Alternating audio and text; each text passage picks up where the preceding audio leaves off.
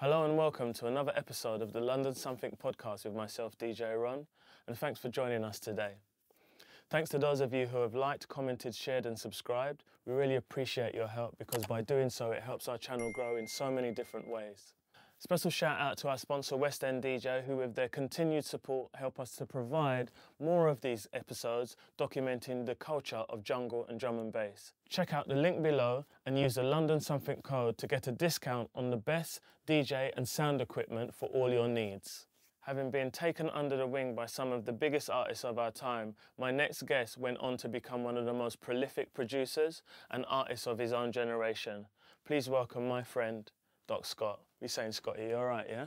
I'm good. All right, nice to see you, brother. Nice to see you. Thanks for travelling down and coming to see us here. Nah, wanted to do it. It's good. Good to be here. Scotty, I know you're not like an avid watcher of the podcast, but I know that you do watch the episodes. Yeah.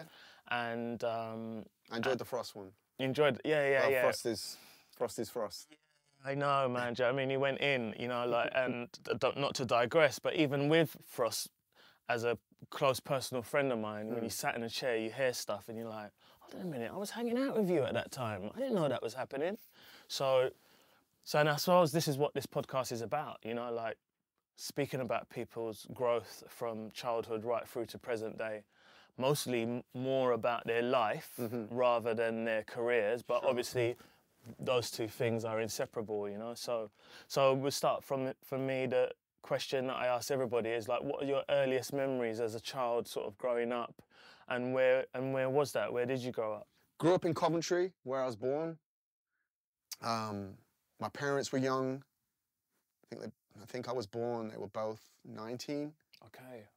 And white mother. My dad's from Africa. He's mixed race himself. So that was an interesting upbringing. Like as a kid in the 70s, being mixed race, I played out a lot more when I was a kid. So I've got a lot browner than what I am now.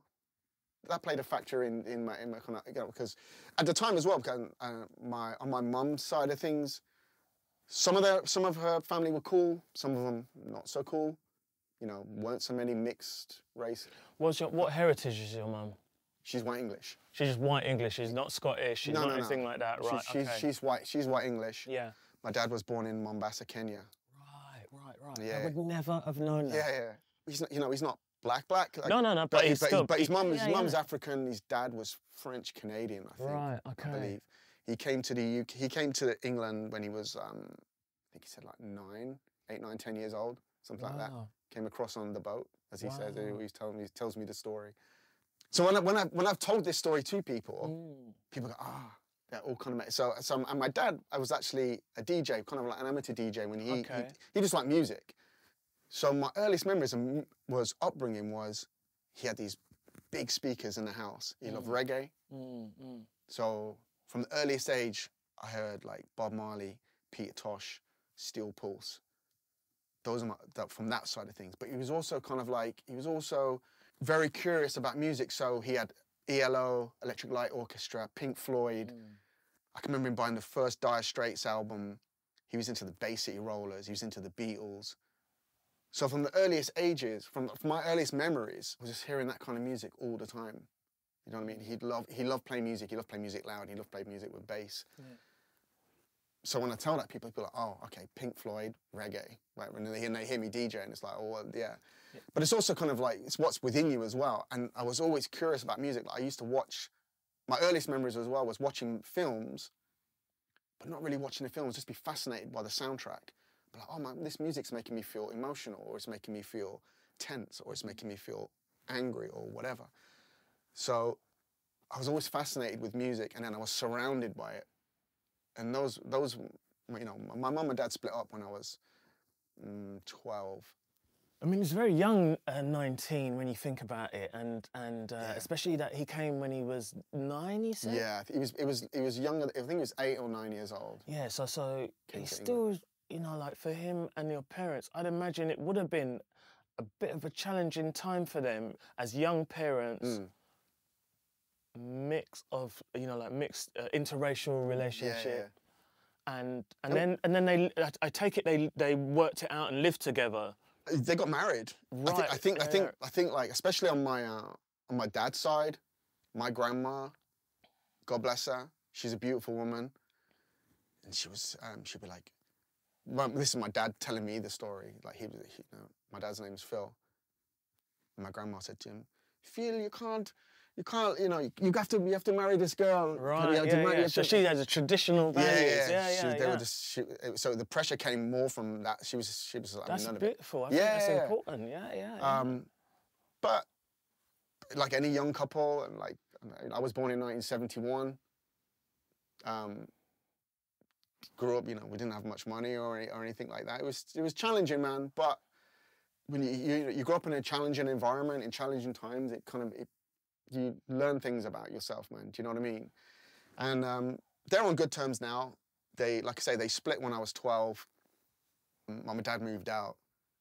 He was just too, you know, he was just like too, you know, he's like a bit of a wild man. He wanted to kind of live his life kind of thing. So it was better that he kind of left and everything. But do you have siblings? I've got a younger brother. He's 6 years younger than me. Right. Okay. Okay. So, but we kind of, I think 6 years is kind of like a weird gap.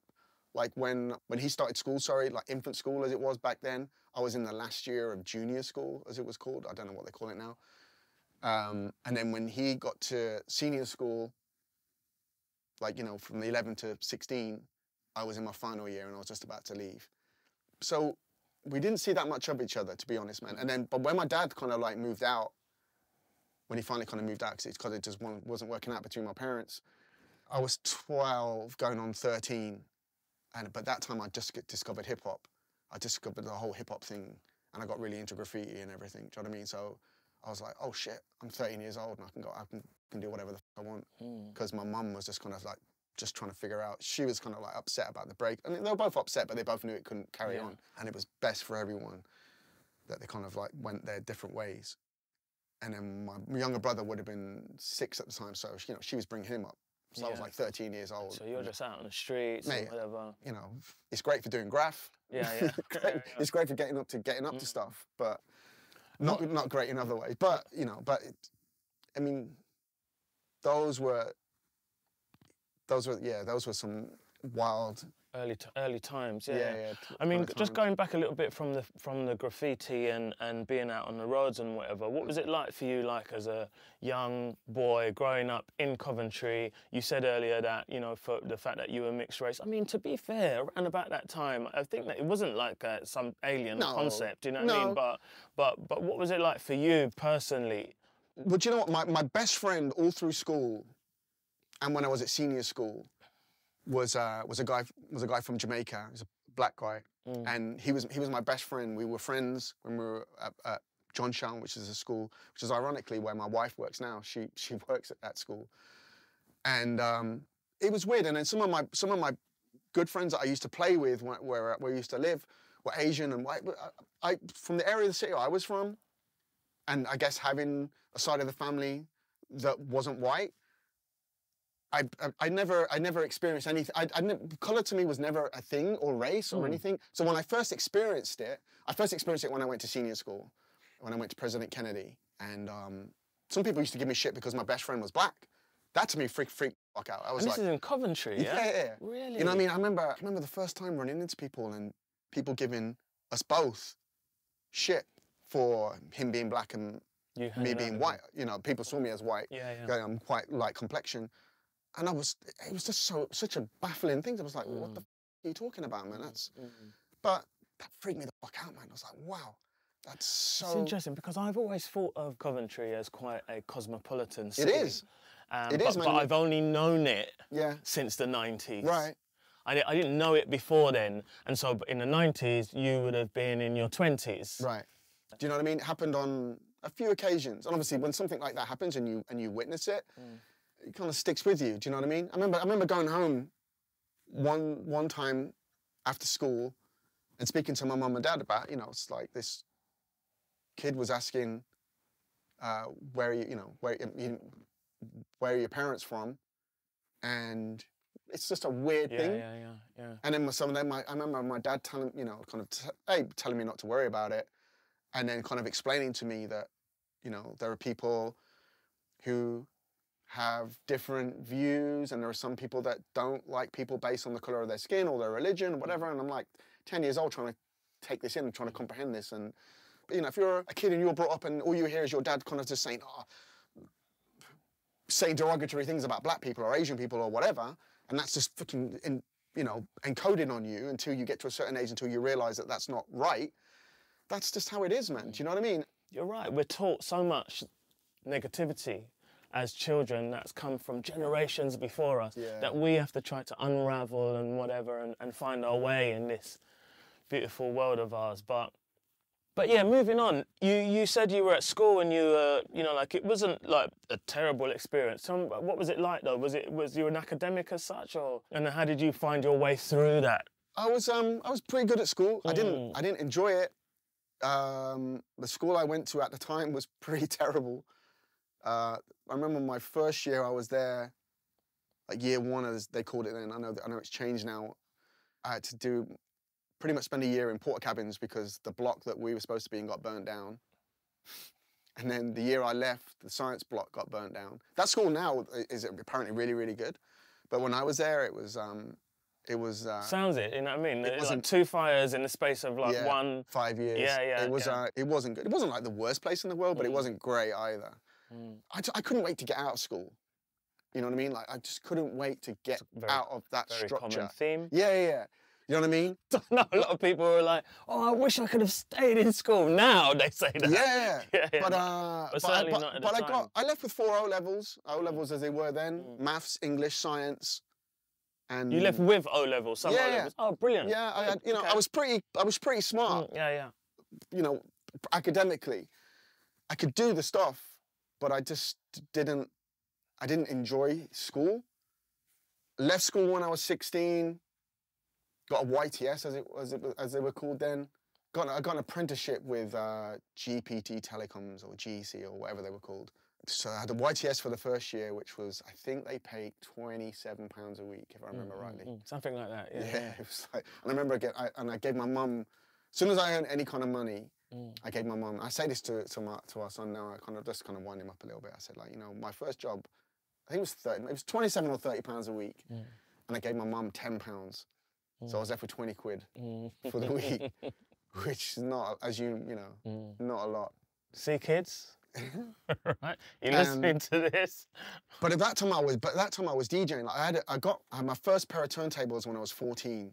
Wow, that's early, you know? Yeah. That's early. Yeah, like I kind of like I said to you, that's early. It is early. Like my dad made them for me. We got 2 kind of like drive belt, and he made me this kind of wooden box and put the decks in there, and we got a mixer.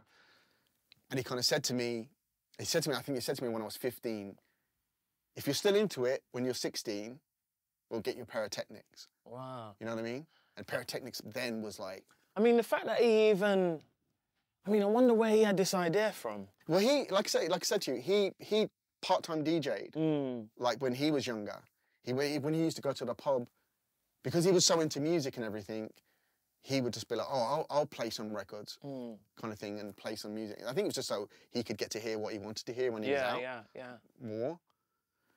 So, yeah, when I started showing an interest in music and everything, like I got balls deep into the whole hip-hop culture. But as soon as I saw, I'm trying to think of the first time I saw, you know, breakdancing, and I remember seeing a video, like a small video clip of Grandmaster Flash scratching on 2 turntables, like on BBC. It was like BBC News did a little special report. Do you think that your dad kind of like saw a bit of that as well? I think so. Yeah. I think so. My dad's a funny, complex character. He was a terrible dad in some senses, and he won't mind me saying that because it's the truth. But he was also an awesome dad in other ways as well.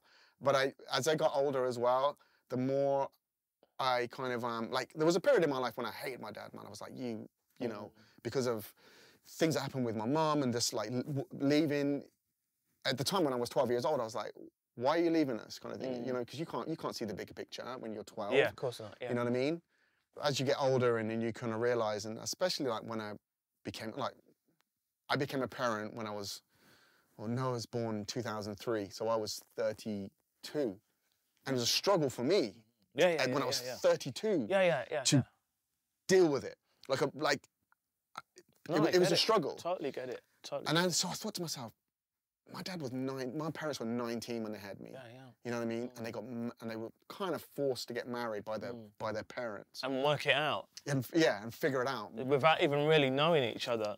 Yeah. Yeah, yeah. You know what I mean? And so, as with most things, as you get older, your viewpoint becomes wider, and your appreciation for other things other than yourself becomes much more.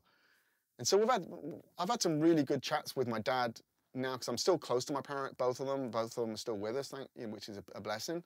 And I've had some chats with him as an adult now, you know, talking back, and I've kind of like forgiven him for him, not that he needed forgiveness or my forgiveness, but I've forgiven him for things that happened, because it's just like, now I look back and I go, wow, that pretty much could have only ended up that way given the circumstances. Yeah, because now you've got a more well-rounded viewpoint about life. Yeah. You can look and instead of judging off of what the action was, Sure. you're able to conclude and deduce and go, well, oh, right, and that age and that time and that culture and all of these things, and then be more forgiving because of 100%. The circumstance the individual was in rather than their action at that time. Especially like, you know, we've touched upon this, and I'm sure we'll probably come on to it. Like when I had my own troubles myself in life, you kind of realize, hey man, we're all fallible, man. We can all make mistakes. We can all mess up. And coming out of that, and then part of the thing of when I did the Hoffman in 2009, which was like at my lowest point in life, but it was also kind of the reset point, and also trying to figure out triggers, some of the things that got me to the bottom of the barrel kind of thing. One of them was like forgiving, you know, one of the things I had to do was like forgive my parents, man, because I was trying to blame my parents so much for something, and it's like, they're only to blame so much kind of thing. You have to take responsibility for your own actions and stop palming it off on other people kind of thing. But going back to the point, yeah, he was a great dad. Like, he saw the fact that I was really into music, and so he encouraged it. And like, he made me, before that I was literally making mixtapes. I had a twin cassette in my bedroom. And so I used to like then literally make mixtapes of just twinning it all off, and I'd take the tapes to school. And that's why I got the name. People used to call me the doctor, and people used to come to my house to get copies of the tapes. And they say, oh, it's like going to the doctors to get a prescription for music. And that's where the nickname came from, way before I even started DJing. And so I saw Grandmaster Flash, I think when I was like 12 or 13. I saw like a snippet of him, you know, scratching and doing things with 2 turntables. I was like, that looks amazing. In my brain, that just seems to be the logical next step from making mixtapes. And so I can't even remember how it came about, but I kind of said to her, I said, I want to get 2 turntables and a mixer so I can mix things live as opposed to kind of snipping them all up on the thing. My dad kind of knew what I meant, because he kind of had that kind of old disco kind of setup kind of thing. So he got like 2 old secondhand turntables and kind of made this wooden. He was very, very good at building things and making things. So he kind of made this kind of like wooden box and got to mix and put these 2 turntables in belt drives. And as you know, belt drives are shit for kind of doing any kind of turntable. But we only know that now. I can't remember what my first mixer would have been. Whatever the cheapest thing was, Radio Shack. And I remember on my 16th, I don't know what probably was at my birthday. It was after my 16th birthday. And because at that time as well, you couldn't buy Technics from outside of London, and there were only a few shops in London. So I remember we drove down to London, drove down to Tottenham Court Road. That's amazing. And bought a pair of Technics. That must be a lovely feeling for your dad, though.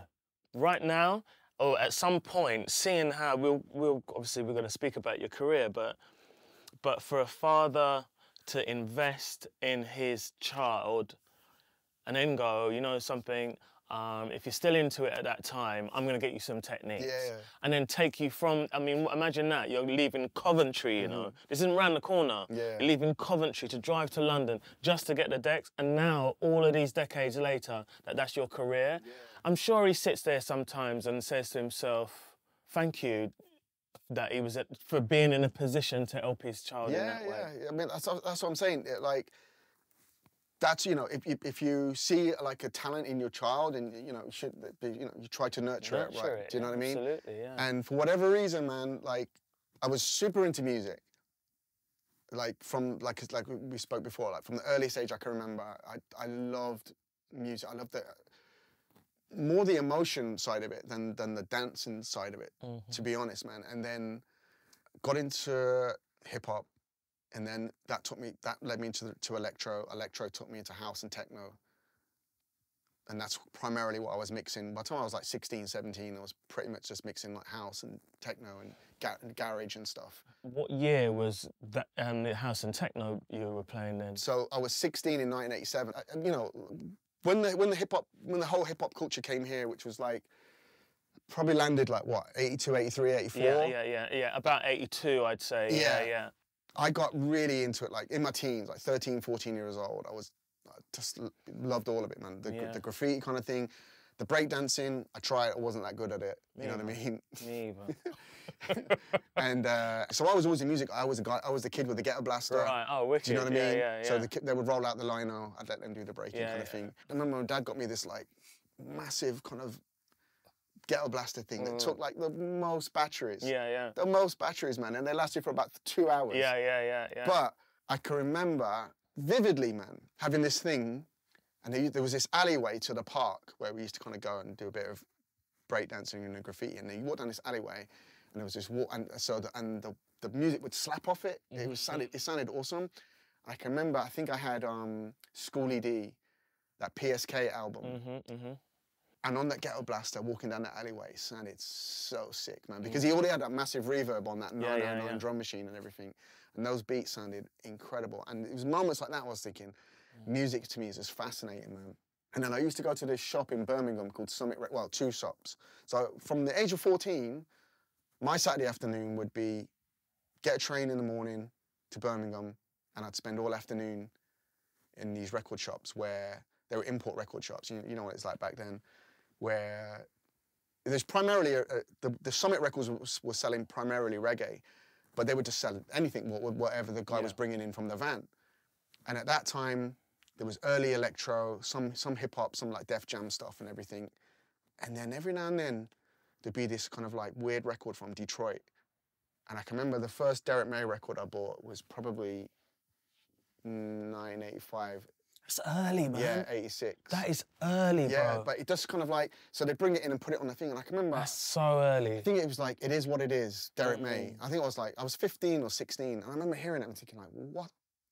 Yeah. What is this? Yeah. I couldn't understand what it was, because obviously you'd never heard anything like it. Yeah. But I knew I liked it. You know what I mean? I was like, wow, this sounded like it was from the future, man. Yeah. Do you know what I mean? And then you buy this record and take it home, and I remember just playing it and playing it and playing it. And then those kind of tunes just kind of dragged me down that. So I kind of drifted away from the hip hop kind of side of thing. I would love to have been a scratch DJ, but I just wasn't very good at it. Right, yeah.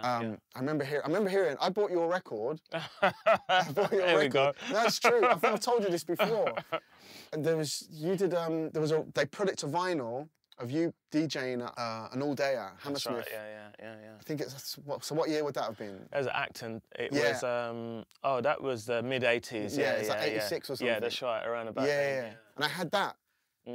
That was one of the, I swear to God, and this is not just me saying this, hearing that, because they had all the crowd, you could hear all the crowd and everything, the way it was recorded. And I remember listening to that album and going, that seems to be what I want to do. I want to DJ in front of a crowd, but I would love to have been a scratch DJ. I just wasn't, I was never good enough at it. Yeah. So I was much better at mixing, kind of just like mixing kind of stuff. And I got more into the kind of like house and techno kind of side of things, just simply by going to it was just by chance, by going to this record store and spending every Saturday afternoon in there. And then a guy coming in, and they'd be like, he would just put on, it'd be some New York kind of garage tune, and it just kind of spoke to me. The rhythms just kind of spoke to me, man. And I love the way you could mix those kind of, that kind of music. And I pretty much was into that kind of stuff from 15, 16, 17, and then the rave scene happened. Then the rave scene kicked off. I think kicked off in London in '88. I went to my first party in 1989. I think I went to Sunrise. This is just as a punter. Just as a punter. Yeah. I went to Sunrise. I went to a few like M25 parties, but that was the first big one I went to. And I can remember seeing Carl Cox, Mickey Finn, and Frost. It was one of those ones that ended up on the front page of the tabloids. Yeah. And you kind of think we got there on a Saturday. I think it started on a Friday, and I think it finished Monday morning. Right. You know, one of those ones. Yeah. We got there on a Saturday, and I can remember Sunday afternoon. I think it was like, I don't know, 10, 15,000. It was like so many people. It, man. I can remember on a Sunday I was sitting on this hill, looking down. It was open air, and there was a police helicopter flying over the rave, and they were shouting through a megaphone, "Your cars are being towed away. If you don't return to your vehicles," because people just park their cars on wherever. Right. And the motorway, that's right. You know, wherever. And people were just dancing under this helicopter. It was like the crazy thing. And I remember coming back from, getting back to Coventry, and that whole experience just changed my life, man. Do you know what I mean? At that time, I just played started playing out a little bit, there was some little flat parties kind of thing. But I remember vividly coming back, and I didn't have a record box at that time, couldn't afford one. I had a crate, and I remember coming back, and I took half of the records out of there that I'd been playing out, because I'd heard these. I was thinking, that's the kind of music I've got to play. Yeah. That's the route I've got to take. What's really quite fascinating about that, a couple of things actually, is one, that your journey into electronic music then, even though, electro was electronic music, even though hip hop was electronic music, that term really kind of like did come from electro, but mostly with house and techno onwards, And so you had a very early introduction to that. It was weird, like I say, I was buying those records before there was a scene. Before there was a scene, Before there was anywhere to play them. Exactly. So when parties started happening in the Midlands, especially the West Midlands, that's, West Midlands, East Midlands, it's kind of two different things, and they needed DJs. So I first started playing out, the first time I played out and got paid was back into the summer of 1989. And I was playing it like, I first started playing out like a legal flat party, where they literally would break into like an empty flat or a house and just set up a thing. So I was DJing at those kind of things, and then attending those things were a promoter or someone that would become a promoter in Birmingham and Wolverhampton and whatever, and they'd kind of see me DJing and go, "Oh, this kid knows what he's kind of doing. That'll be all right." And those days, back into the 89 and going into the 90s, they would book they could afford one London DJ, and only one London DJ would come up, I would guess. And the rest would be like locals. I had an advantage because I'd had 3 years of knowing this kind of music and mixing this kind of stuff. So, and you had the music. And I had the music. And so I was just in the right place at the right time when it all happened. And it was so weird, because I literally went from playing in flat parties and illegal parties to a couple of hundred people, or maybe sometimes less than 100 people, to then I was playing in warehouses, and then by the summer of 1990 I was playing in front of 5,000 people. Yeah, because that time there, it wasn't very long before, like you were on flyers for Amnesia House. Yeah. At that time, when I first started going to London as a raver, I was playing out. But I kind of like didn't really know what I was doing. Right, okay. And nobody kind of really knew what they were doing. It was just kind of, I could kind of mix, and I kind of had some tunes, like I said, but I was playing some silly kind of tunes as well, because I didn't really know any better. But that one where I saw Frost and I saw Colin, I saw a whole bunch of people, like Trevor Funk, it was like amazing DJs. And obviously at that time London was so far ahead of anywhere else in the country. And I can remember just hearing it, and I was like, oh, this is how it's supposed to sound. So then I started playing out. I did a few illegal warehouses towards the back end of 89 going into 90. Because Amnesia House were throwing parties in the summer of 89. I can't remember when I first played for those guys. But I can remember, I think Neville coming up to me and saying, "Yeah, we're doing a party in some lockup, some lockup warehouse kind of thing. Would you come and play for us?" And I was like, "Yeah, I'd love to." Then in the summer of 1990, Amnesia were throwing parties at the Sky Blue Connection. I think they threw 6 parties. That was summer of 1990, and I can remember. It's good memory to remember those names, boy. I remember like playing alongside Carl Cox, Groove Rider, Fabio, Top Buzz, Sasha, Derek May.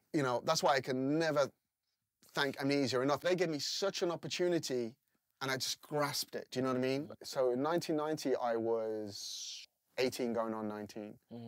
Imagine that. What a great time to be still in your teens. Yeah, it was... At the earliest inception of this industry, you know? It was crazy, but to go back to the point, so when I left school and I got an apprenticeship, I was 16.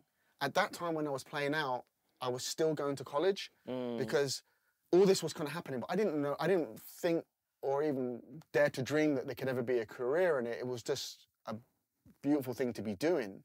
So I can remember the final year of my college, I was training to become a telecommunications engineer.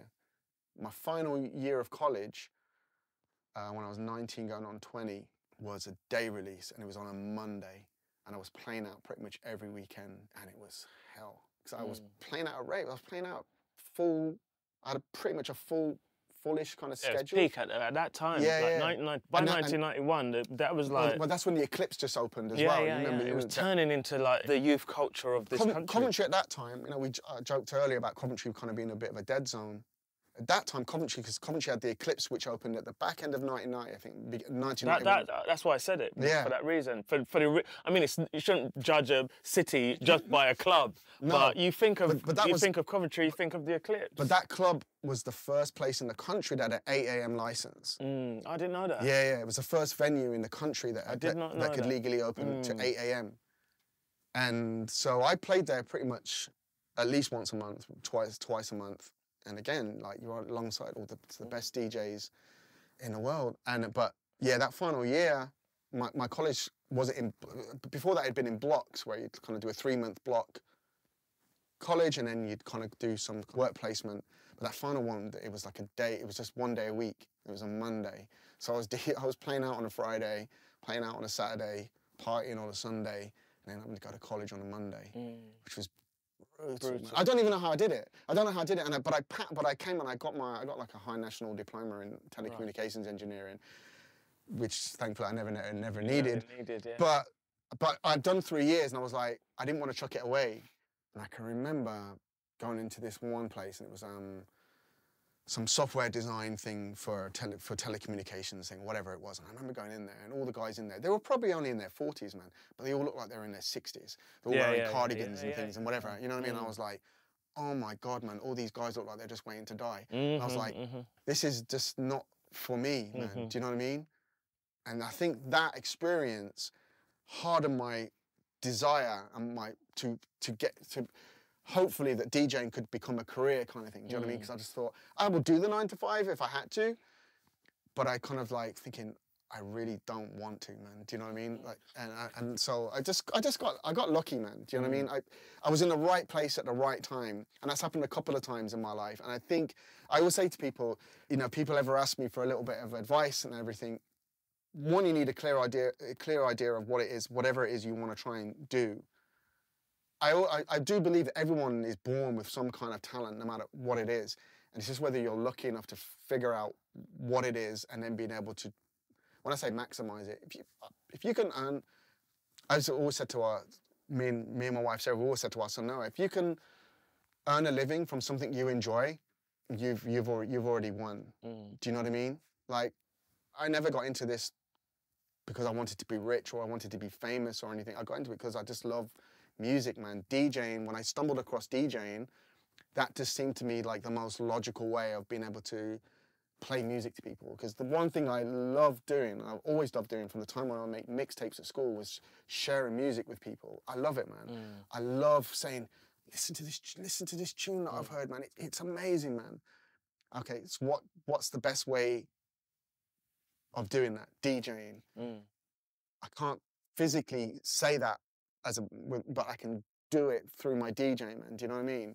I've always got that urge. That's why when I stumbled into the live streaming thing during the lockdown period, it still allowed me to kind of do that, and even better in a way, because I speak on the mic and I can actually speak about a particular piece of music or whatever it is I want to talk about, kind of thing. Yeah, there's a lot of parallels with the idea of stemming back from hip-hop culture as well, because in my opinion anyway, and I don't know what you feel about this, but you know, hip-hop culture was about sharing. Yeah. Yeah, it was. You need to consider it. Everything that was done, it had to be done to an audience. You wouldn't body pop or break just by yourself. You were part of a crew and you did it to an audience. You DJ'd and you did tricks and that to an audience. People that do graffiti were doing it Exactly, yeah. So I don't know whether that ran through, but I sense it did. I sense that those earliest sort of like hip-hop traits that were nuances.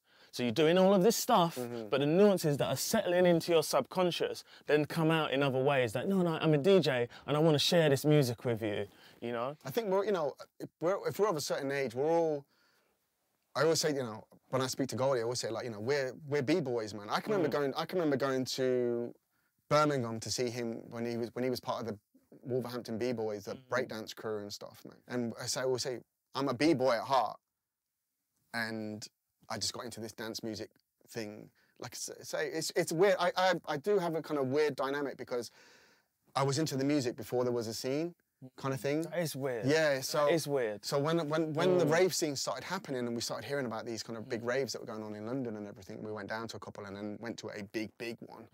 I was like, oh. It all kind of made sense. It was like, I came at it from such a kind of weird angle because I'd heard the music, but then when I heard it kind of like over like an 8, 10, 12 hour period and then DJs mixing it and what they were doing with the music and building, that's all of it, man. It all kind of made sense to me, do you know what I mean? And because I come from that techno kind of background, I love it all. Techno, house, garage, but techno was the most fascinating thing to me. And then when I heard, like the first time I heard Derek May DJ, it blew my mind. Like it literally blew my mind. And but I learned a really, really important lesson because he came over here. I think it was the first time he'd come to the UK. And I can remember when he played up at Amnesia in Coventry, he cleared half the dance floor. Like he cleared half the dance floor. Really? They just couldn't deal with it. He was just too advanced. But he just did his thing, and it taught me a really important lesson, really, really early on, which is like you just got to be you, authentic. Yeah, you got to be who you are. You can bend a little bit. When I play out, I've got flexibility, but I've also got like a very broad taste in music anyway. So it's not difficult for me to lean one way or the other depending on where I am and what kind of audience is in front of me. Never play a tune I don't like. Obviously, that's a golden rule. But I remember Derek May kind of just being militant, just saying, this is who I am. You brought me here. And I think someone kind of said to me, what's the point of flying Derek May all the way to the UK from Detroit for him just to play the tunes that everybody knows and loves and are the big tunes of the 1990 summer? Makes no sense. Yeah. He came and did his thing. Half the people were ready, half the people weren't. But it's a fine line of being arrogant, but being who you are. That's always a fine line to navigate. But he did teach me an important lesson, and for him to as well to have the balls to kind of not be swayed by that. It's a very important lesson, and that's how we've always progressed. And I was kind of like up with my music. I was a big Derek May fan at the time. It's the first time, and even I was just like, whoa, dude. Yeah. And he was mixing on 3 decks and all of it. But now that set has become legendary. Right. Like that set that he played and that tour that he did that summer of 1990 was legendary. And people have kind of said to me, when I first heard Derek May, I didn't like it, I didn't get it. But then I listened to that mix in 3 or 4 years afterwards, and I get it now. Do you know what I mean? Yeah, man. And I've been very, very fortunate, and like people like I got to know Groove Rider when I was young, very early on in my career, and he kind of took me under his wing a little bit, and I learned so much from those guys, man. Do you know what I mean? Just in terms of DJing and just how to handle yourself and how to handle yourself with people in certain situations and everything. We're very, very lucky. Mickey Finn is another one. He was the first guy that took me to London in 1990. He used to come up playing Birmingham quite a lot. And then one time he's like, "Yeah, you got to come down to London with me, man." And he introduced me to Ray down at City Sounds. And I'm an 18-year-old kid, man, from the Midlands, you know what I mean? And Mickey let me stay over at his gaff, and he introduced me to a whole bunch of people in London. So those guys give me some, like, wisdom, sage advice, man. Do you know what I mean? I never forget one time I played at this rave down in Bristol way, Ektos, and Groove came bounding in, man. I'm not sure if he was on after me. Played after me. I don't think it was directly after me. And he came bounding in, man. He was like, Scotty, come up here, man. Emptied his record box, put the record box down for me to sit on. Showed me this tune that he was going to play first, and it was like a remix of Dominator. And I was like, whoa, this was like, goddamn, man. I'm kind of felt like I was in. But I think like they saw me, you know, because like, you know what it's like. You know, you go out, you hear someone play or you hear someone MC, whatever. You know a real one when you hear one. Yeah, yeah, yeah. Do you know what I mean? Yeah. So I think they were coming up and they saw this kid. Yeah. I was 17, 18 at the time, and they thought, oh, this kid's he knows what he's doing. Yeah, kind yeah. of thing. He's you on know his what I mean? way. Yeah, yeah. Yeah, and so and I'll never forget that, man. Those kind of things, and I've always tried to pay that thing forward as well. Now, when I run in a label in A&R and in speaking to all different kinds of artists of different ages and backgrounds, and some people have been making music for 20 years, some people may make music for 2 years. I love it, man, and I love being able to, if I can, help people and pass on any kind of advice, man, because I know how important it was for me when I was younger and how much that can help you, maybe not at the time. There are some things that people said to me that never really cropped up until I was maybe in my mid-20s or something, and I was like, oh, that's that situation Mickey told me about. That's that scenario. God bless him, man. Do you know what I mean? It's really quite interesting because there's a parallels there even with parenting. Yeah. You know, it's like this thing of trying to, you want to help someone and let them propel them so that they don't have to go through the pitfalls. Sure. You know? And it's quite a unique thing it comes across to me when people do go, I'm going to take you under my wing. There's something I see in you. You know, and then impart their sort of like wisdom and knowledge. And he's not like loads older than you. No. But at that time, the age gap seems so much wider. I think as well, being from London and in London and not from London was a big thing. Yeah, it's a big deal. It was a huge deal. It was a big thing. Like nobody, like it was so hard. I can remember my first gig in London, because if you weren't from London, you couldn't play in London because London had a world of great DJs. Why am I going to book some guy from Coventry or from wherever when there's like 50 brilliant DJs down here? So London was like such a tough nut to crack. And there was a kind of naivety to people that wasn't from London. Do you know what I mean? So these guys were older than me and they were from London and they'd had, you know, years of, couple of 2-3 years of experience, which at that time was massive. I think they were just looking out for me, man, and I never. It was a beautiful thing, man. Do you know what I mean? I think that what happened with you was the earliest indication of this sort of like, and I will say brotherhood, but obviously, you know, there's women involved in our scene as well. But this brotherhood of this scene, and what do I mean by that? Because they had played with you in Coventry. They'd seen you play, you know what you're doing, and da-da-da-da-da. You can't undo these friendships. No. That, what I believe has happened with Groove and Mickey and whatever, you were that guy at that time at those raves, that now you go, oh, you're in London. Yo, man, come, you're with us, you know? So yeah, it was surreal for a while to realise that I was in. Yeah. Do you know what I mean? But I also, I don't know, it was weird. Like I say, it was a juxtaposition. Sometimes I have a little bit of imposter syndrome, but I also believed in myself enough to think like, no, you belong here, mate. You belong here. And that's when I started making music in 1991. I think my first record that I ever made came out in 1991. Like super stumbled into it by accident. The first track I ever made went to number 3 in the dance charts. It was so surreal. It was so weird because I kind of had this itch to kind of want to make a tune, you know, because I love music so much and I was always intrigued about how it's made and stuff, but I didn't have a clue about how to do it or what to do or how you would go about it. And so I ended up kind of like scratching together and making this kind of like track called Surgery. And then it was weird because everyone saw me as a producer. I was like, I'm not a producer, I don't know what I'm doing. Yeah. You know what I mean? It was kind of weird. And then I was starting to kind of get a little bit more confident. I was making kind of tunes and then giving them to Groove primarily on dubplate. And I'd give a couple to Frost. And I think Goldie kind of was just kind of making music around that time as well, back into 91, going into 92. Goldie got to know Groove. through going to Rage and him just being a big personality and saying that's how I kind of need to be by. Yeah. So then I was in London one day, a record store in North London. What was it Music Power?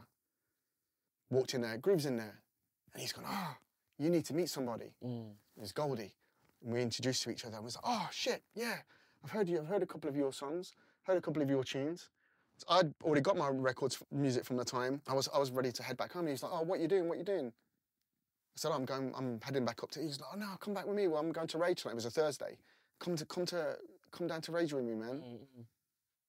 Went down to Rage, had a couple of E's, had a euphoric experience on the dance floor. Went back to his, talked until the sun come up, and it felt like I'd known him for like 20 years. I swear, it was amazing. It was the weirdest thing ever. That's amazing. He was already in with Reinforced Records at the time, so I was like, hey, I've made some kind of tunes. Tell me kind of what you think. I'd love to, for the Reinforced guys to kind of hear them. Yeah. You know, they can tell me what they think of them. And he's like, oh, come down. So he invited me down to the studio at Dollis Hill. I'd never even met Mark and Digo or any of those guys, and to me, like they were just like heroes of mine, man. Do you know what I mean? So I got to meet them, and that was like kind of like a nerve-wracking experience and the whole thing. And then we went somewhere to get some food, like driving down Kilburn, and I was like, oh, hey man, I've got a couple of tunes that I've made, play you them on a tape in my car. And I played, I think the first track I played them was Here Comes the Drums, the original. That's mad. And Digo kind of said, stop the car, stop the car. That is crazy. We're driving on Kilburn High Road, man. So I pulled over, and they all got out of the car, and I was thinking, oh shit, they hate it. Like I've blown everything. Oh, if you could see, can you see the goosebumps coming up on my arms?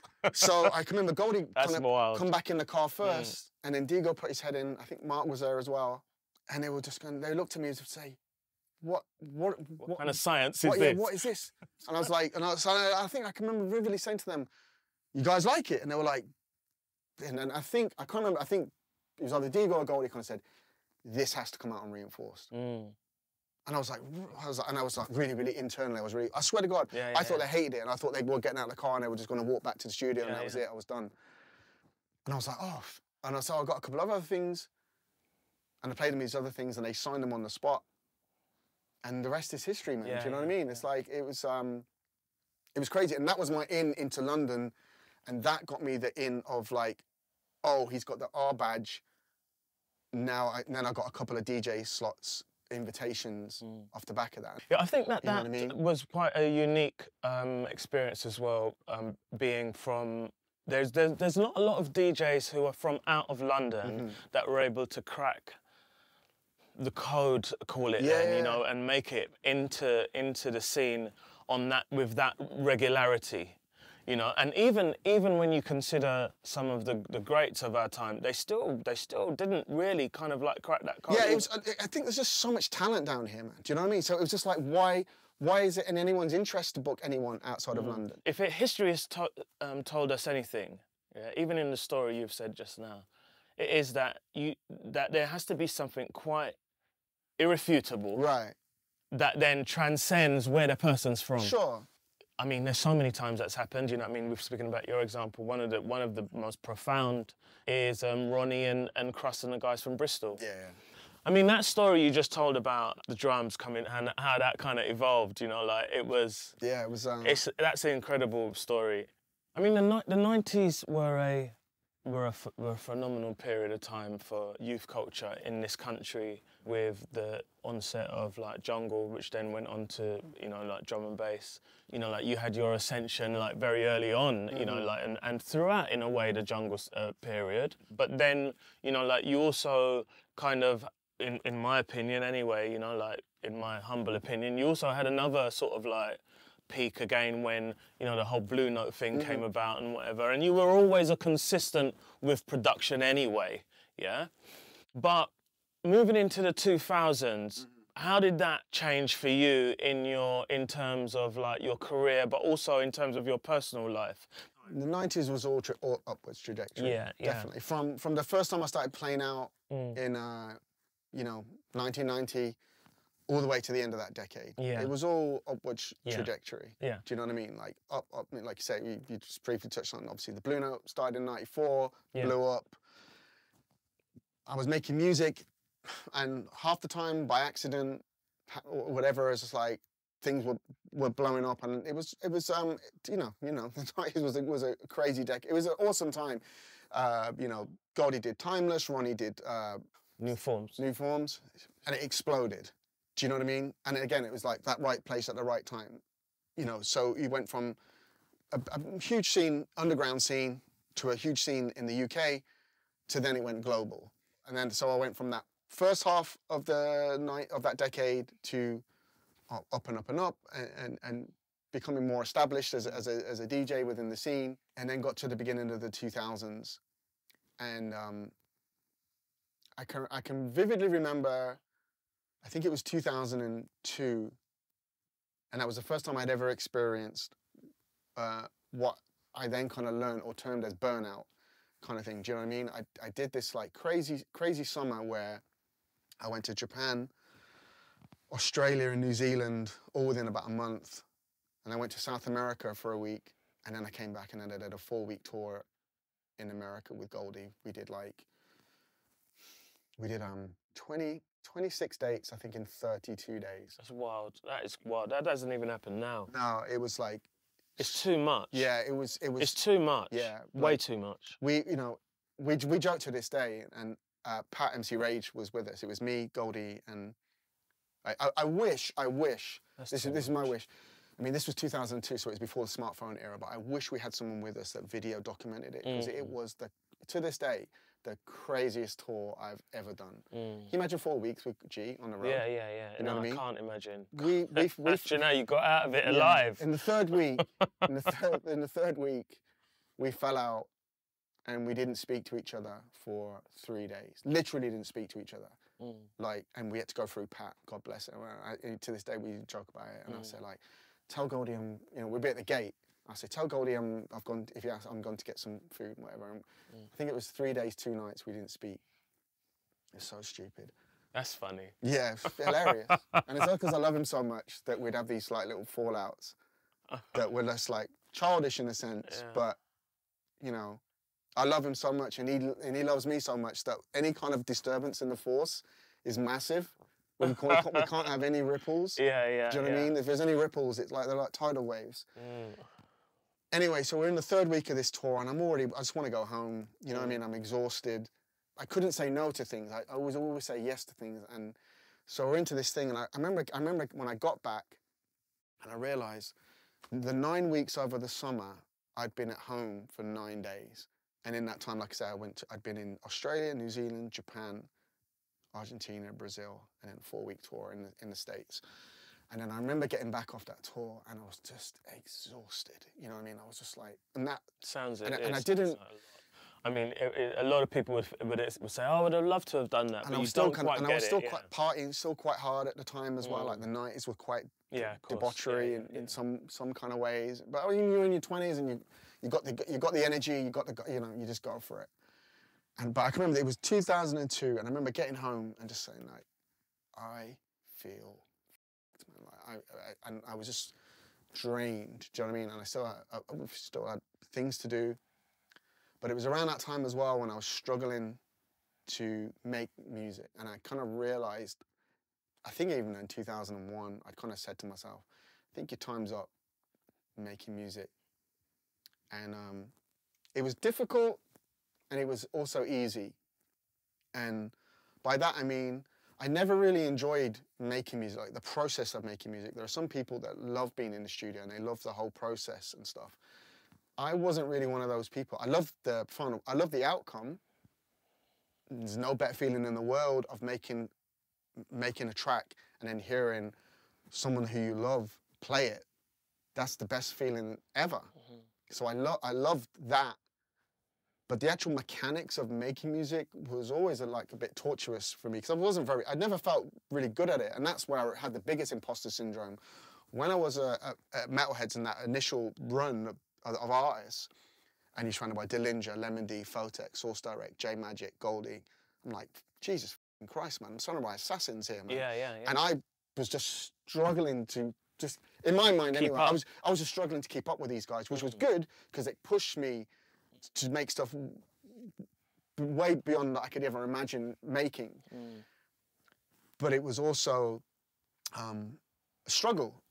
And so when I'd go into the studio and I just couldn't write anything, I got writer's block for a while. And also, as well, there was like the second or third generation, however you want to put it. I mean, I can remember when I heard the first, I don't know if it was their first track, but it was the first track that really come on my radar, Bad Company tune, Pulse. I think it was around 2000. I can remember hearing that tune, and I can remember someone playing it to me in their house or wherever I heard it, and going, I could hear how much work was in that tune. And I was like, I can't do that. Right. One, I haven't got the will to do that. And two, I haven't got the skill to do it either. And that's when I kind of thought that was a wake up call for me of like, you either got to really up your game on a lot of levels to kind of compete now with this new influx of music that's coming in. So when it became a real struggle for me to make music on lots of levels, it was easy for me to walk away in that sense. But it was also difficult for me to accept that fact. But I was adamant that I never wanted to put out bad music. I never wanted to kind of like go on too long and then, because people only remember, generally, at least in the short term, people only remember what you've just done as opposed to what you made 10 years ago or whatever. I was terrified of like putting out garbage, basically.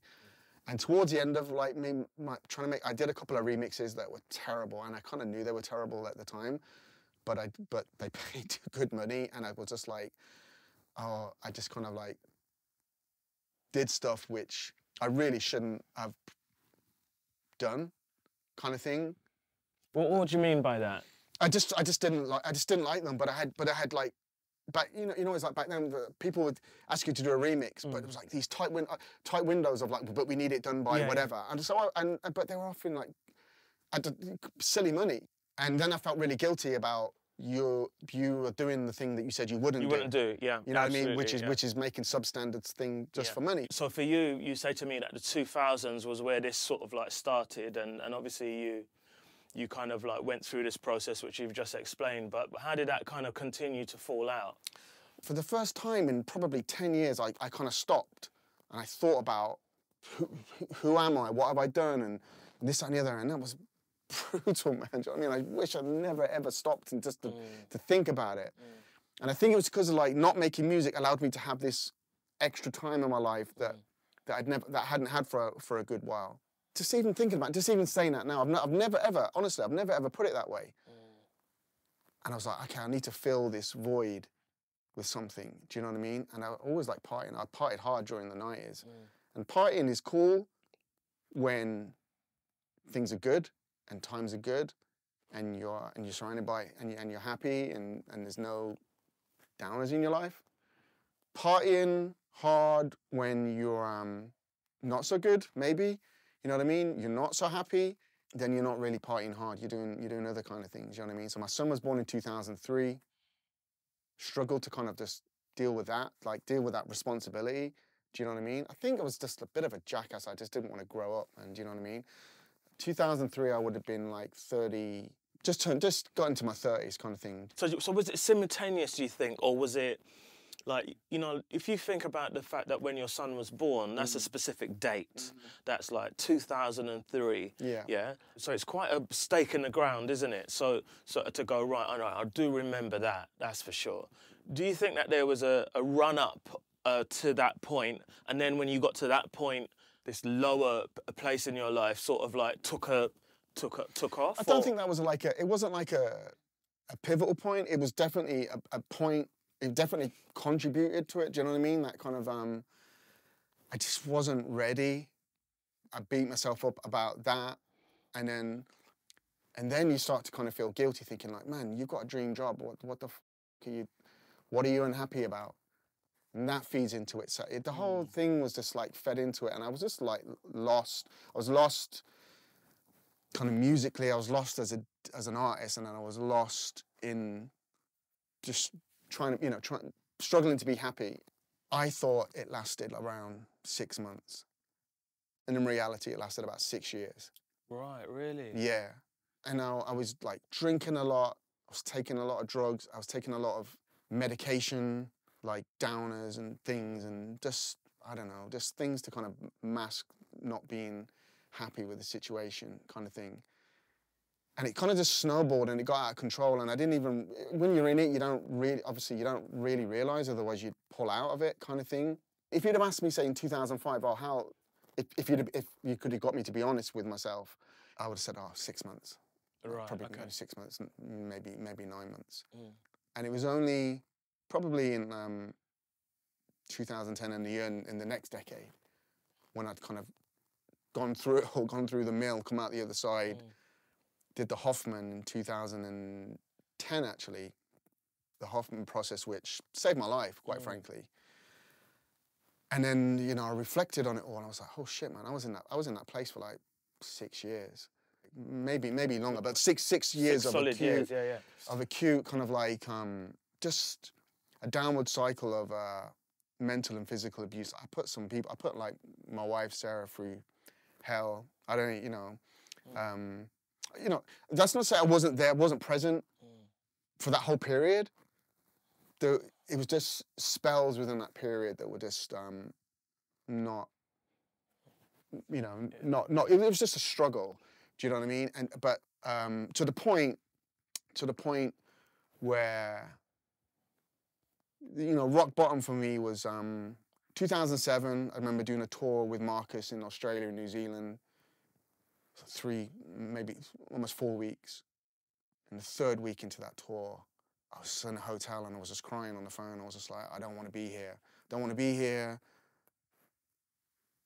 Want to get home, but you're on the other side of the, you know, it's not like you can just jump on a plane and be home in a couple of hours. And like, oh, it was brutal, man. It was just, you know, and I've always kind of said like this job, it's if not the, you know, it's one of the best jobs in the world. But if you're not enjoying that time when you're on the decks, that's when you really notice the traveling. That's when you really notice the hotels. That's being on your own, being away from your family and all that kind of stuff. Do you know what I mean? For you and your experience, to have had that happen in the run-up to having your child, then having your child, and then with your career in where it was at that time, I could see how you might have leaned into that. And the thing is, like, when you tour Australia, you have a lot of downtime because the gigs are only at the weekends, really. So you're there for 3 weeks. The problem is, like, you have 4 days off in between. Yeah. It's like, what do you do with yourself? Go to the bar, you know what I mean? That's wild, man. That's dangerous. Because you got, exactly. That's dangerous, man. I mean, you've just done 3 gigs at the weekend. So you've got dangerous. money. And then you've got Sunday, Monday, Tuesday, Wednesday off. Wow. You know what I mean? That's dangerous, man. For someone in that position. But yeah, that tour, 2007, I can remember, it's a lot of free time, not happy. And you just want to mash that shit. And like, hey, well, how do you mash that stuff? You just that's a problem, man. Yeah. That sounds like a big problem when you are on drugs. And the promoter and everybody just wants to make sure you're happy. Yeah. You are the star role, and whatever you want, we can take care of that. Yeah. Drink was a big problem, but it was all masking. Do you know what I mean? It was just like, I understand. If you drink enough, or if you take enough drugs, or if you take enough sleeping tablets or whatever, then those things that are troubling you go away. But they're not going away. They're just going away until tomorrow, and then you wake up and it's still there. 2008, I got DUI. It wasn't the first time I drove under the influence. I was really, really lucky. Like, I could have killed someone. At the time, I had a BMW X5, like a big SUV. And driving back somewhere and just almost drove into the back of this woman in a Mini, and like, luckily stopped in time, but I had to hit the car, but not, you know, nothing major. But she got out of the car and freaked the out. I freaked the out and fled the scene. And oh shit. Yeah. And then I knew I needed help, but I just couldn't bring myself to ask, because even, okay, the mid-2000s is not that long. Okay, what's that, 20 years ago?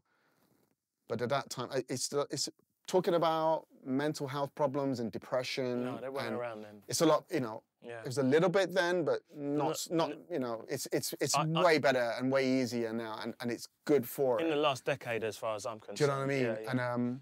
And then I think in 2009, I was self-harming at the time, and then in 2009, I was having suicidal thoughts. I was just thinking about ending it all. And there was times around that time as well when I would get so obliterated to the point where I kind of hoped that I wouldn't wake up. Do you know what I mean? And when I woke up, I'd be like, oh, fucking hell, man, I've got another week to get through, another weekend to get through. Hear that, Scotty, man. Yeah, it was brutal, man. Sorry to hear that. And listen, don't feel sorry for me. Feel sorry for my wife. Who, I feel sorry for you know Sarah what I mean? as well, and the boys. She moved out at one point during that time, but it got to the point where it was just a mess, man. Do you know what I mean? And to the point where, forget about saving my career, or it was about trying to save my life, man. Do you know what I mean? Because I was just like, I just didn't give a I didn't care. And when you're self-harming, that's when you're on the way to kind of, you know, it's a cry for help, but it's also kind of like, you're also thinking, yeah, I could end this now. Fuck it, man. I've had a good run. It's like I was in a real fog. Man, it's shocking to hear this. And I think just one evening, I just went to Sarah and I just broke down. I said, listen, I need help. I can't do this by myself. And if I don't get help, I'm scared of what I'm going to do. Do you know what I mean? Like, of what I'm going to do to somebody or to myself or wherever. She called Goldie. Goldie kind of knew. Goldie knew I was people really close to me knew I was in a bad way. But as you know, like, at the end of the day, we've all known someone in that position. I've seen people, and that was the thing, I'd seen people in that kind of position during my life, but you can only do so much, and then until that point, you know, that person has to want to help themselves. So I got to the end of that decade, 2009, and I was just like, I need help, man, because I looked at my son, looked at my wife, and I was like, I can't put them through this anymore. I don't want to leave them on their own, as in like, I'm not going to be here. You know, when you're genuinely having thoughts of like, I don't give a fuck if I wake up, it's not a good place to be, man. So, and Goldie said to me, first thing he said to me was, are you serious that you want to sort yourself out? And I was like, yeah, I have to. And he's like, all right, I'll speak to the people at the Hoffman. I think he'd done the Hoffman a few years before. You know, he went through his thing, his issues. Yeah, I spoke to them, and it's like a whole process you have to go through. It's not like you just get in there and like you have to do these interviews and everything. I think it was like the middle of 2009.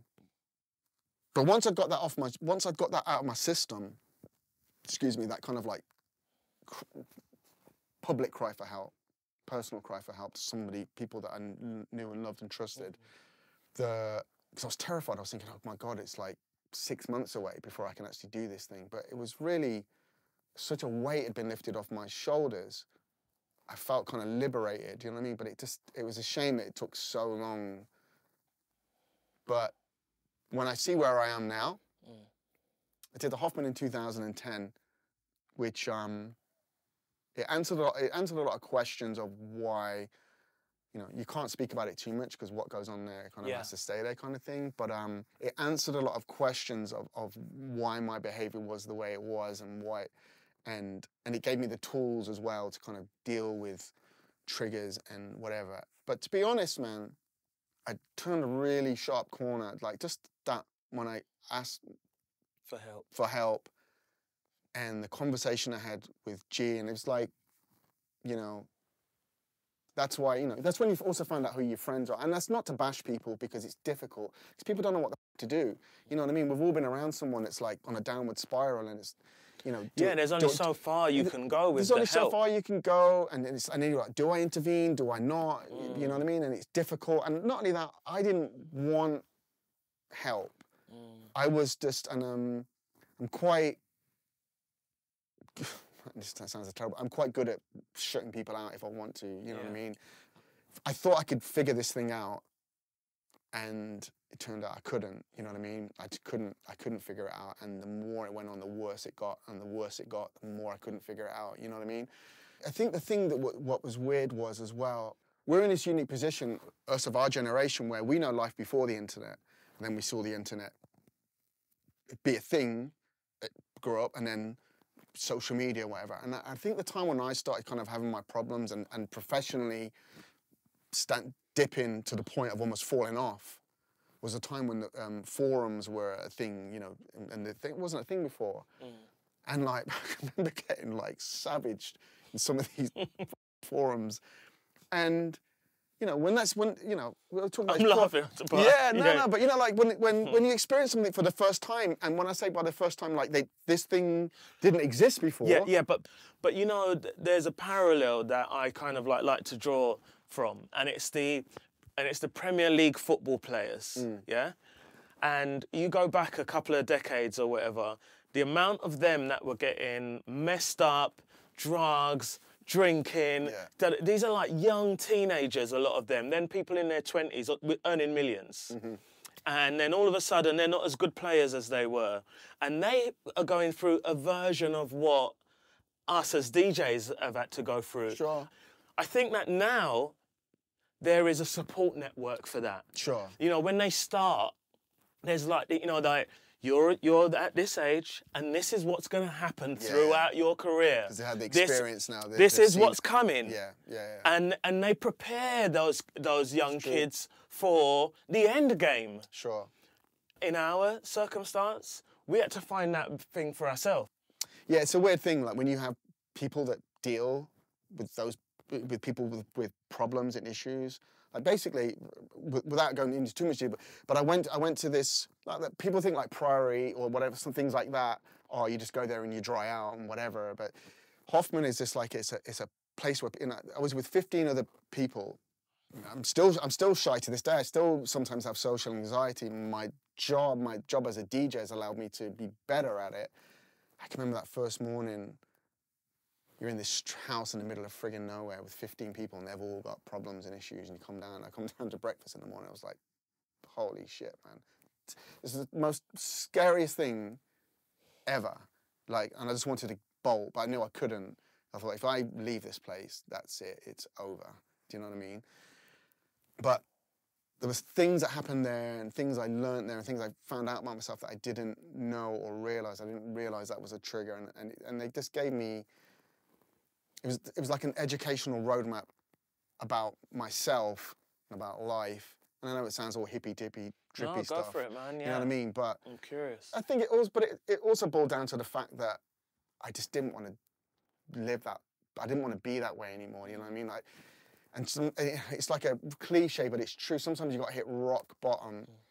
I'm lucky in the sense that I hit rock bottom and I was just like, I don't want to do this anymore, but I can't do this. I can't do this. I thought I could do this by myself, but I can't. And into the 2010s, and then my goal was, okay, I just want to try and be happy, and I want to be a good husband and a good father to my son. And if I can rebuild my DJ career, I say rebuild it. I'm still working, but as to the point of find out who is Doc Scott. What is he? What is he supposed to stand for? What's he supposed to sound like? Do you know what I mean? So I had to kind of I had to find myself all over again. How did you manage that coming back out? Now you're not in the safety of that house in the wilderness. No. Tell me about that. Like I say, you can't go into too much detail. And this was the thing when Goldie kind of stressed to me. He was like, listen, you go and do the hop. He said, they will break you down into pieces and they will build you up the way you're supposed to be built. And I'm not really a spiritual person. But all I can say is there are things happen there, and there was something. I brought this up with Sarah. We went out at the weekend for a meal. There's something happened to me when I drove home from there. I saw there were things happen there that I cannot explain. Mm-hmm. That's all I can say. And now, have there been bumps in the road since then to this day? Of course.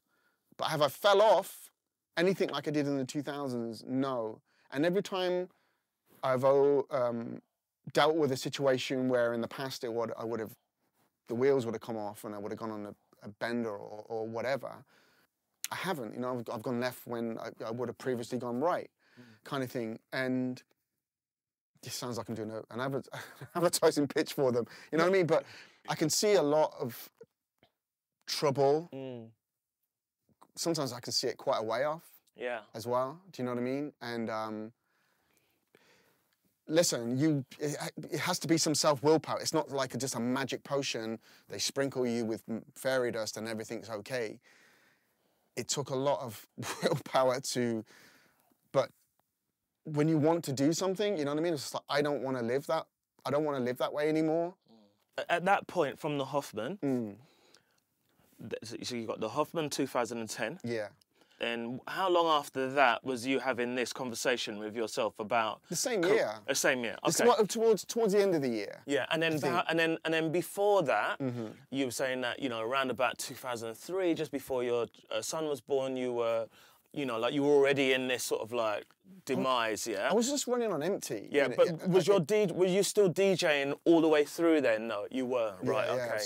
But in a weird way, that contributed to the problem, because okay, you're still working a lot, you're touring a lot, but you're only enjoying, I don't know, I'm just picking numbers here. 2004, you're enjoying 60% of the gigs. 2005, you're enjoying 50% of the gigs.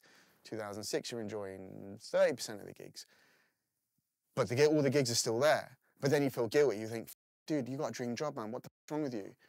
And when you have that kind of internal monologue going on, I don't know, it's a weird thing, man. And it's when you feel bad for feeling unhappy, and you start feeling guilty because you're thinking, dude, there are fucking 100 people that would kill to have your job, to have the gigs you've got right now, and like, I don't give a f, I'm not happy. And then that you think, am I being self? And the whole thing just fed one thing into another. It was gross, man. It was self-loathing is a gross thing, but when you can't get out of it, and then you're compounding it by drinking too much, by taking too much drugs, by taking Valium in the morning and in the evening, and one day's blurring into another, and you just don't know what the f***'s going on. Do you know what I mean? You're just sleepwalking through it all, kind of thing, because it helps you kind of get through it, but it's not helping. It's just delaying the inevitable of you driving into a wall at some point. Do you know what I mean? I mean, thankfully, you had the Hoffman experience. Yeah. You came out at the other end of that. Yeah. With the tools that you needed to be aware of who you were in the same environment. Your environment hasn't changed now. It's only you that has changed. Sure. Yeah? So then we're now in 2010, going into 2011. Like, how did that? You're looking at you've already made a conscious decision that you're going to salvage your marriage. Yeah. You wanna be a better father, and now you're looking at your career. What can I do with this to kind of like, add value to it, personal value, because you were still working. So it's not like you're trying to get your career back. As far as everybody else it was definitely at that point. It was waning, you know what I mean? It was probably the lowest point it'd been in a while. Lowest, what's your definition of lowest? Like just work rate wise. Work coming in. Yeah. Okay, so it's waning, and so in your mind you're like, right, this is like I'm still working, but it's at a point where if I continue this, it will stop coming in. Yeah. And so you're like, I want to build on this career. Walk me through what you did. I think I'd come to the conclusion that if it all kind of petered out, I was quite happy. And it's genuinely like 2011, 2012. I just wanted to love the music again. I'd really fallen out of love with the music and the scene. But I think that was also just because I kind of blamed it. I blamed a lot of things I think that was one of the things I learned. I blamed a lot of things, a lot of people, for my woes. But it was like 90% of it was my fault. And I had to accept that, man. And it was a hard thing to accept, because it was like, oh no, it's my agent's fault. It's Sarah's fault. It's the music's fault. It's the promoter's fault. It's everyone, I blamed everyone by myself. And I kind of had to it's like, no, dude, it's your fault. It's your responsibility. You all this shit up. You know what I mean? Okay, the scene changed direction and the music. And I think by most people's admission, the mid-2000s was not a high point for D&B. Yeah, there was, of course, there's always great music around, but not as much. Like where we are now, for example, in the last 5 to 10 years, D&B has never been better. I know people hark about the 90s, oh, that's the golden age. No. Dude, it's the golden age is now, man. To me, D&B is... I suppose I suppose that is depending on your definition of golden. Well, when I say that, I mean, well, for me personally, the music that I like to play, I've got more music than I have time to play it. So by that definition, from an artistic point of view, it's awesome. But I also look at, there's so many different flavors of D&B now. Do you know what I mean? It's such a broad umbrella. Yeah.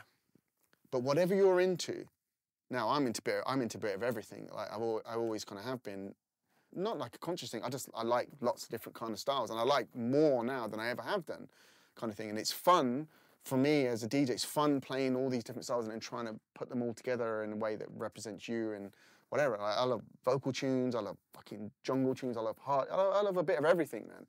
But as we know, there are people that they like their certain things. They like more, melodic stuff or fucking hard neuro stuff, whatever. There is a scene and a crowd and an audience for everyone. You know what I mean? I see, everyone's got an audience, man. That's why I always say, that's one thing I always say to people on the up now. I say, listen, man, don't chase a style.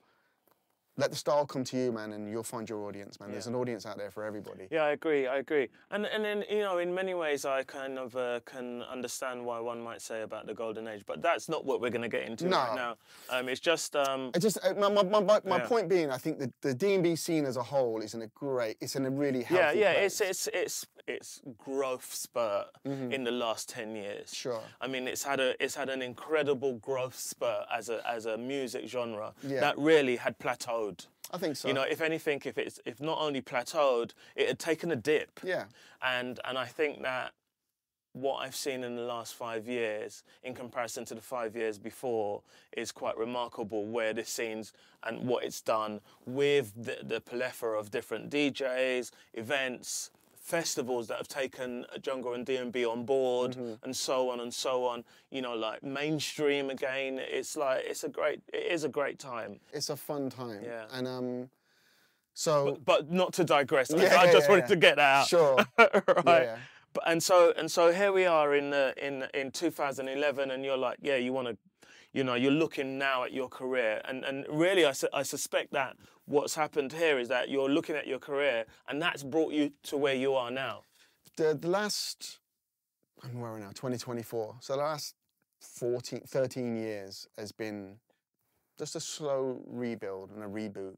But the primary thing was just like, I just wanted to enjoy the music again, and I just thought if I can do that, everything else will follow. I just want to love and enjoy the music. And around that time, D-Bridge and Instrumental started up this podcast series called Autonomic kind of podcast, which it just brought in a different element to the scene.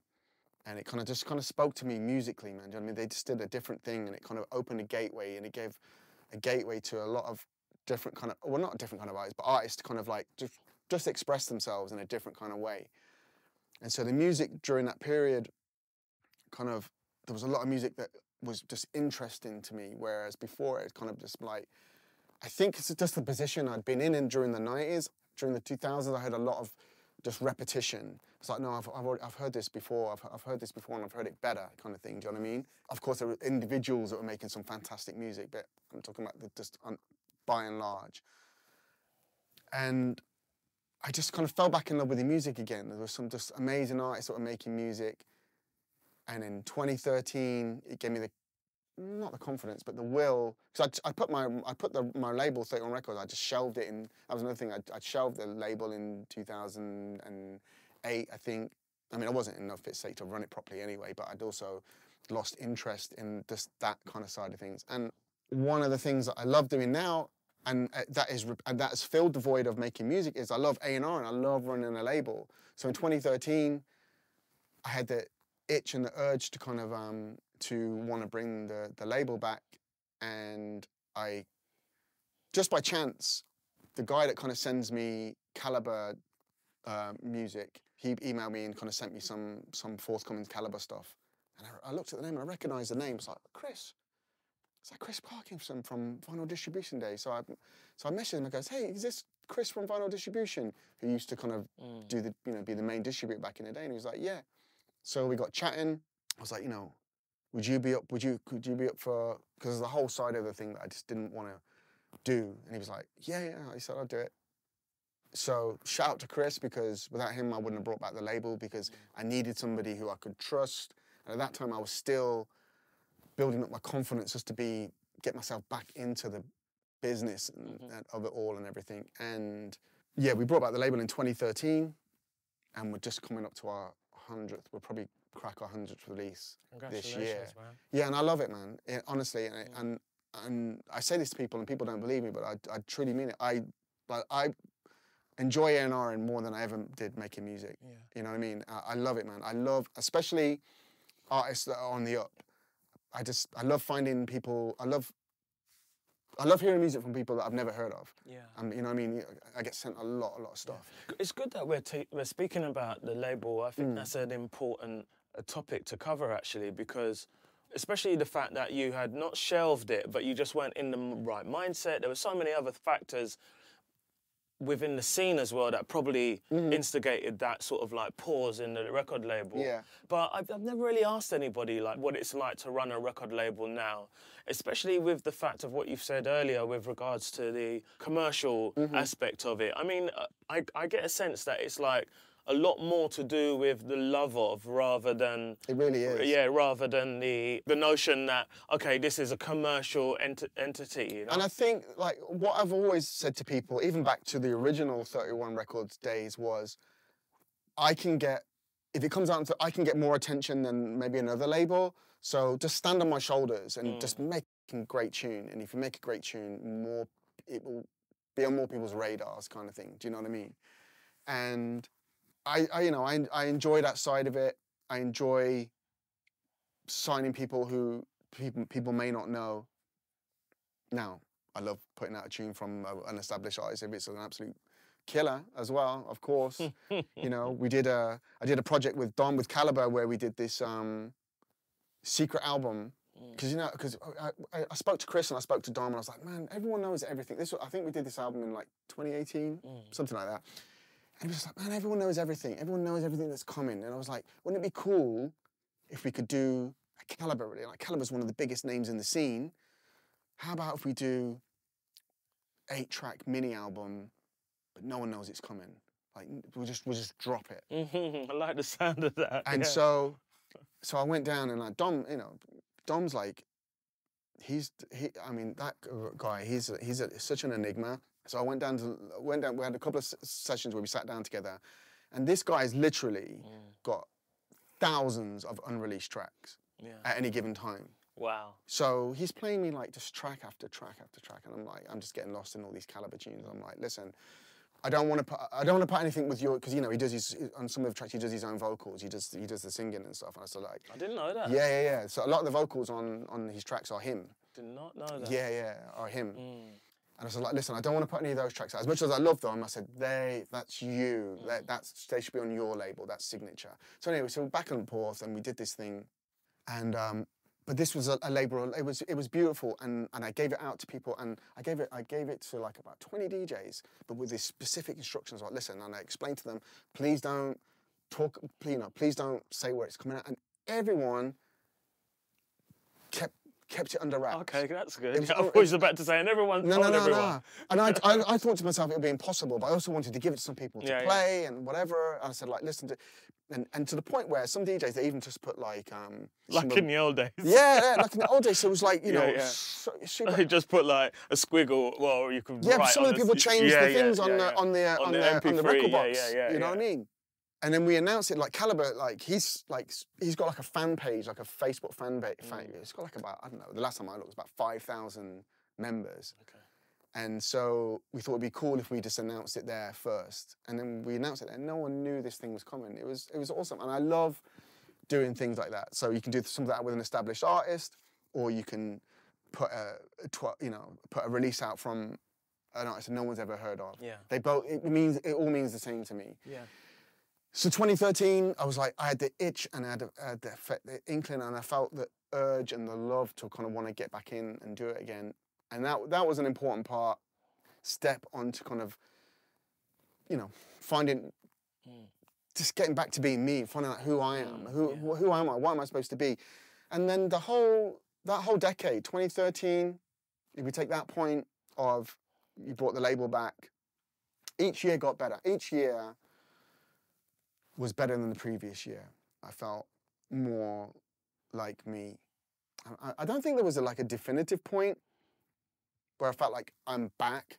Yeah. I'm back. Yeah, but it doesn't have to be that. No. And maybe it wasn't supposed to be that. I listened to what you're saying and listening, because in what you've spoke about, you've gone forward and then back again. But in doing that, what I've kind of taken from that is there's something to be said about a person having purpose. Right. You know, there's something to be said about that. You know, it doesn't have to be about, I'm back. No. It's about purpose. Yeah. It's about kind of, you know what? I'm feeling this, man. Yeah, very much. Do you know what I mean? So. You know, I you know, irrespective of I don't care about the sales. I have a purpose here. And when having a purpose is such a driving force, it's like such a thing to wake up to in the morning and go, where was I yesterday again? You know, and that's a version of being in your bedroom the day after you did a wicked mix, the night before you fell asleep. And you're like, oh yeah, I remember I did that mix last night. And you're back up at the decks again. And it's the same thing. Yeah, I had to fall in love with the thing all over again. Do you know what I mean? Yeah. I started doing a podcast/radio show thing in 2013 as well. That kind of allowed me to fall back in love and allowed me to speak. So I could I learned how to speak and everything. So when this whole thing kind of went down just recently with, you know, when everything went into lockdown and everything, I kind of brought that back into a live stream kind of format, where I ended up, it wasn't planned, because none of us knew how long all that thing was going to go on for. I ended up doing the live stream. And what's the name of the live stream? The live stream is called, the radio show and podcast I did was called the Future Beats Radio Show. I did that, I think, pretty once a month. We did 50 shows / podcasts, so that was 2013 up to about 2018, 19. Oh, well done, man. Yeah. That's consistent. And it was but it was therapeutic as well, do you know what I mean? Because I didn't just play stuff I played out at the weekend as a DJ. It allowed me to play a whole bunch of other stuff, and then people were interested in it. Do you know what I mean? They were interested in all these kind of personal, different kind of things, like non-D&B things, and a little bit of techno and abstract stuff and ambient or whatever, just music that I liked. And then the pandemic happened, the lockdowns happened, and I kind of I was like, okay, do you know what? One of the reasons I got into that live streaming early, I started live streaming in March 2020, and it was because I'd seen the reports of COVID and what was coming. I'd seen it in China in late 2019, and then what happened in was Italy at the beginning of 2020. This was a giant red flag to me, because I thought, at this point at the start, I thought to myself, we might lose 2-3 months, if the clubs are closed. Obviously, as it went on, 2-3 months became 6 months, 6 months became a year, and a year became 18 months. But I saw this straight away, and this was like my training. I saw the danger ahead, and I was like, I need to do something, because if I can't go to work, and if I've got all this time on my hands, that's danger. So straight away I was like, I've got to do something. I have to make sure I'm doing something. Yeah. And so I thought about, I think I'd seen somebody, I must have saw somebody live stream at some point or whatever. So I was like, okay, I watched a couple of YouTube videos, and I kind of put a post out on my Facebook artist page saying, hey, none of us can go out this weekend. I'm thinking of doing a live stream. Does anyone want to listen? And I genuinely thought, I don't know, maybe no one who gives a fuck. And the response was massive. It was like, yeah, I'll listen, I'll tune. I was like, okay, right, okay. And the first one I did, it was like flying by the seat of your pants kind of thing. Yeah. And then it turned out we did 70 weekends in a row. Wow. So, all through the lockdown. Wow. But it kept me sane, man. Do you know what I mean? It kept me sane. Apart from traveling, obviously, but my week routine was the same. Like Thursday, I'd go through my promos, go through my inbox and whatever. Friday I'd kind of get an idea of what I want to play. Saturday I'd do the show. And it became this thing. And I have to say, it was primarily just from, not a selfish point of view, I mean selfish, it was just like, I need to do this. Yeah. This will help me. Yeah, that's not selfish. That's it. You're using the wrong term. It's like, it was a preparation for, you know what you're like. Yeah. And so what can I do in the meantime? Yeah, I could just see the potential danger of like, absolutely, yeah. I've got nowhere to go. Yeah, you still had a memory of who that person is when you're idle. But I always kind of said to people, listen, I'm doing this for myself, and if other people want to tune in and listen, fantastic. But then it became this beautiful thing where people from all around the world were tuning in at 8, I think we started at 8 p.m. on a Saturday. I can imagine that you also, in doing those podcasts, you were actually supporting other people who probably had the same... Well, that's what I mean. Same issues that you had. That's what it became this beautiful thing where we could all get together on a Saturday evening and feel normal for a few hours. There'd usually be about 3.5 hours. I'd play music and speak. And I learned how to get a chat room and integrate the chat room into the thing. So, all these people... I'll have to get some tips off of you, Scotty. Yeah, but it was a beautiful thing. And then and the thing was during it, and to this day, I got so many messages and so many messages saying, your shows helped me get through the lockdown. You know what I mean? You helped me when I was at a really low point. And that's just like paying it back, you know what I mean? Yeah, And it was just a beautiful thing, and it helped me and it helped a bunch of people kind of just get through that period. But also around that time, speaking about mental health or depression or addiction or whatever was a lot more commonplace and open than it had been even 10 years ago, kind of thing, do you know what I mean? But I also kind of felt, if I can help one person, if they're in a shitty place, ask for help, because that's the key. The key is, one, realising you're in... I think if you're honest with yourself, you realise you've got a problem, but ask for help. Yeah, so I did this interview with UKF where I spoke pretty openly about the stuff, stuff we just spoke about now. And I think they told me it was like the most read and most shared article they did that year. And I got so many messages around that time, like, the Instagram DM where people could message you privately and stuff. I kind of realised, life's difficult sometimes, man. Do you know what I mean? Especially nowadays. I did a podcast with Frost. Yeah. It was me, Frost, Friction. I think I saw that. And Swift. Yeah. And again, I didn't know Mampy Swift I didn't know Friction had. There you go. You know what I mean? Yeah. And I think that podcast that we did helped a lot of people. But if I put some guy or a girl somewhere is having problems and going through shit, you can get through anything, man. But my only advice is don't try and do it by yourself, because you probably can't. Yeah, that's a lovely thing to say, and to share. Find somebody that you can trust, and if you can't trust anybody, there's a lot of people out there that you can speak to that can help. Yeah. On that note, I think we've covered a lot of topics there. I'd like to ask you, as we're coming closer to the end, if there's anything else that you'd like to share before we come to a close, potentially about your label, about what plans for the future.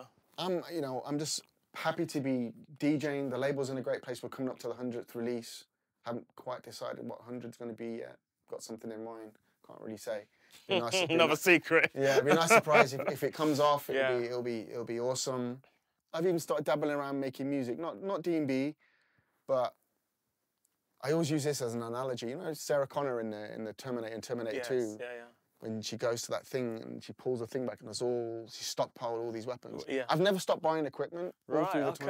Okay. Like, I love gear. I love watching videos about gear and keyboards and stuff. Yeah. So I've been still buying. And Sarah says to me, "Why are you buying all this stuff, man? When are you going to do something?" I said, "I will do something when I'm ready." So I think even this year, man, I'm going to noodle around and kind of, I might even put something out, man. I don't even know what it will be. It won't be D&B, because I use this as an analogy as well. So, like, man, remember your favorite boxer or UFC fighter from back in the day? But you don't want to see them roll now. Like, there are too many assassins out there making D&B. Now, I might collab with somebody. That could be fun, maybe. You know what I mean? But no one wants to see this old man make D&B no more. No, don't say that. That's nonsense. I'm not having that on this show. But no, listen. Let me tell you something. I can tell you now, if there's a Dot Scott track come out right now, D&B, I'll tell you something. And I believe this too. I also believe that if you stepped up in that arena, you'd surprise yourself. Probably. No, you would not. Probably, for sure. You know.